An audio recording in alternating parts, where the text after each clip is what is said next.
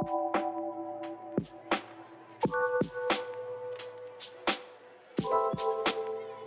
name is Daniel Hadida. I'm a co-chef at restaurant Pearl Morissette. My name is Eric Robertson. I'm co-chef here as well with Daniel.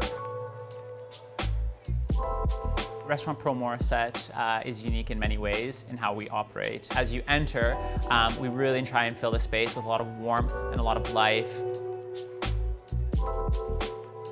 When you come here to dine, we don't provide a lot of information about what you'll be eating ahead of time. It's a multi-course tasting menu. The amount of courses sort of depends on the time of year, what we have access to, and we're really privileged at the restaurant to have some on-site gardeners and farmers. They're an extremely integral part about how we consider the purpose of the restaurant overall, how we relate to the guests that are coming here to dine, and how we craft what people are going to be enjoying here. It's an interesting process because I can try things out, see how it goes with the chefs, and they'll respond to it one way or another, come up with something that I hadn't ever thought of. But it's interesting. There's still respect, my ability to bring things to them that they're unaware of, and to have that collaboration to make the plates more interesting is really exciting. We have a close connection with a lot of different farmers around the area, as well as our own farm here on site. So we're able to use a variety of different herbs and different ingredients that may not be available because we have that close contact, and we can have things picked at the right time and use them throughout the year that way.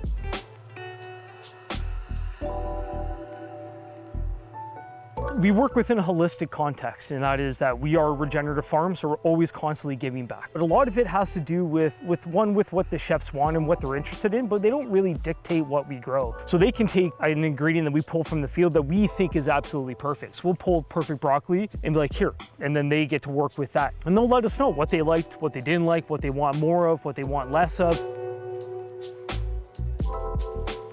Every week we get an update of what's coming to be picked that week, and we'll take that information and we go and kind of brainstorm different ideas of how to keep things as fresh as possible.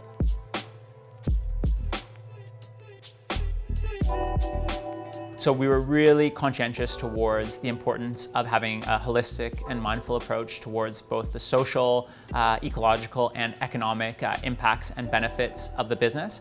And it's been really thrilling that, 3+ years in, those are still the three most important things to us. What we do here is very inspirational because there's not a lot of places like this around.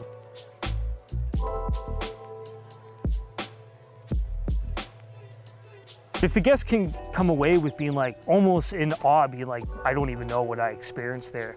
And then that might spark an idea inside their head, be like, oh man, look at these chefs working with this local farmer or working with the farmer that's right on the property. Like, oh, maybe I should grow my tomatoes because I talked to the chefs and there's a reason why the tomatoes they receive inside the restaurant are so good and the ones I buy in December in the grocery store are not that good. It sparks an idea inside their head and maybe allows them to kind of be like, look at the system we have a little bit differently and maybe change some notions in terms of what it's like to live a sustainable lifestyle, a regenerative lifestyle even. Everything that I pull from the garden, it never gets better than that. Never gets better. Degradation happens almost immediately. So which is why we're trying to get that carrot from the field to the chefs as quickly as possible.